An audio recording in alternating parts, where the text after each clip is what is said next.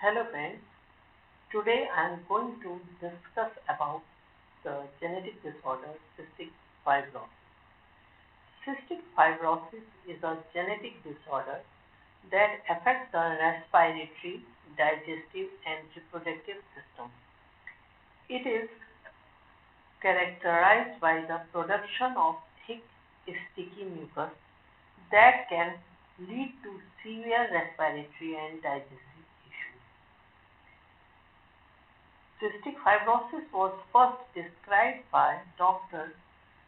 Dorothy Andersen, an American pediatrician and pathologist in the 1930s. Prevalence is about 1 in 2,500 to 3,500 live births. Symptoms include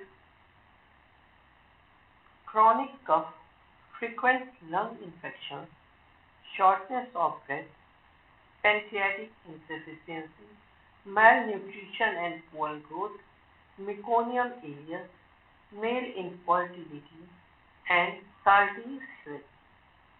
Cystic fibrosis is caused by mutation in the CFTR gene, that is cystic fibrosis transmembrane conductance regulator gene, located on chromosome 7 at position Q31.3, consisting of 27 exons and spans approximately 200 kbcm. The most common mutation is the deletion of 3 nucleotides, which leads to the loss of amino acid phenylalanine at position 508. This mutation disrupts the CFTR protein function.